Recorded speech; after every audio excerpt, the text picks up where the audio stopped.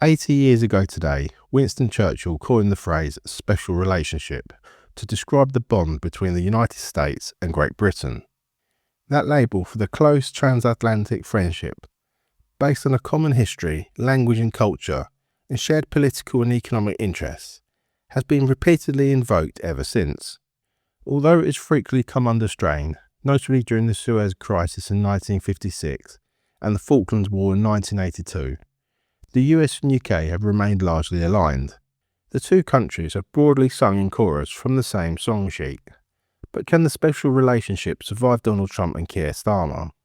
Never before this week has an American president openly expressed such blistering contempt from a British leader as Donald Trump, when he branded Keir Starmer no Churchill. Surely the understatement of the century. Speaking at the White House in the presence of, irony of ironies, the visiting German Chancellor, who has played things far more cleverly than Starmer when it comes to US action against Iran.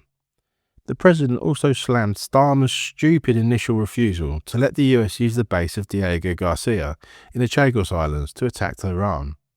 Trump has clearly repented of the warm words he has used about the Prime Minister in the past.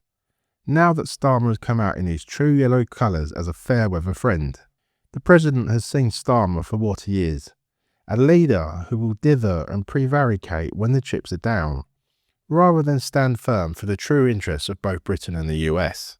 In the wake of Trump's criticism, Starmer's already precarious political position has become even more fragile.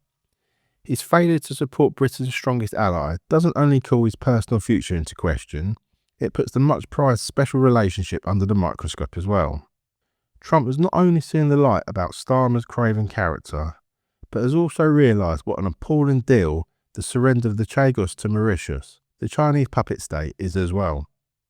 Starmer's diminishing band of supporters have defended him by claiming that however hopeless he is on the home front, he has been adept at handling foreign affairs, striding the international stage like a colossus on his frequent jaunts abroad. That claim has now proved as hollow as the rest of Labour's pretensions to competence.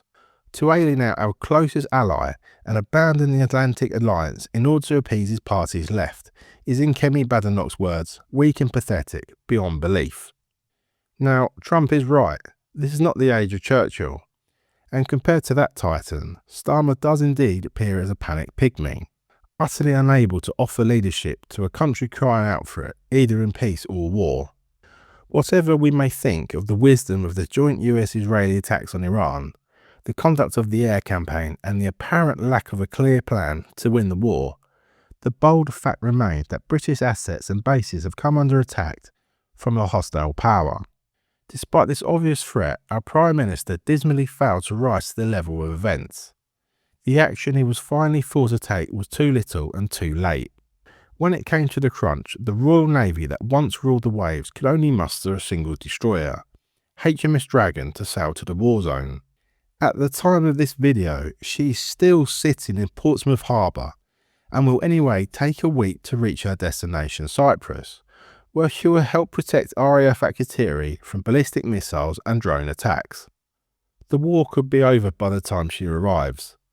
The decline in British power and prestige since Churchill rose on that March day in Fulton, Missouri, has rarely appeared so dizzying as this week.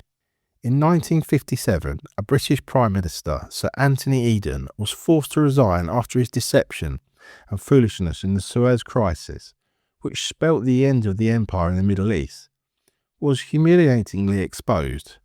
Is it too much to hope that Sir Keir Starmer will follow Eden's inglorious example? Thanks for watching, guys. If you want more honest political commentary and don't want to miss what's really happening behind the headlines, hit that subscribe button and drop your thoughts in the comments below.